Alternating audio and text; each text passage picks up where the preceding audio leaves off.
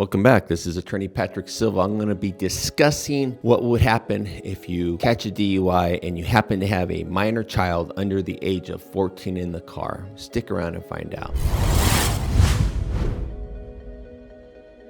Welcome back. This is Attorney Patrick Silva. What are the legal ramifications if you happen to be stopped for a DUI? And I'll talk about other ramifications, but what are the main ramifications if you get stopped for a DUI and you have a minor child in the car? Here's the likely scenario. Joe and Mary go out. Mary's driving, Joe's driving, doesn't matter. If they have the minor child, they just picked them up from the mother-in-law's house. They're driving home, almost home, and they get stopped for expired tags. No bad driving. But there's a 14 or under child in the car. What can the government, i.e. the district attorney, charge you with? That's the problem. There's enhancement. That means more punishment. If you don't beat the DUI and you end up pleading, or if you're contesting it and you are fighting it, what can the district attorney add on to the already DUI charge? DUI charge is 23-152A or 23-152B. The enhancement can be 23-572, which is saying you had a minor child in the car. All right, what does that do? Well, that's going to be a minimum of 48 hours continuous in the lockup. The code reads that you have to spend the whole 48 hours continuously in custody. All right, you're thinking, well, maybe that doesn't sound so bad, but here's the problem. If you put the child in a dangerous condition, the government, i.e. the district attorney, can file what are known as child endangerment charges. That's 273AA. That means in a situation likely to cause harm. That is a misdemeanor by itself. If a child is injured, that will be filed as a felony, but a 273AA is a misdemeanor by itself, which can expose you up to a year of county jail. We fight these all the time. Sometimes the DA doesn't file them, sometimes they do, sometimes they don't know what they're looking at, but let's look at the broader ramifications. Here's the scenario. Husband and wife get divorced.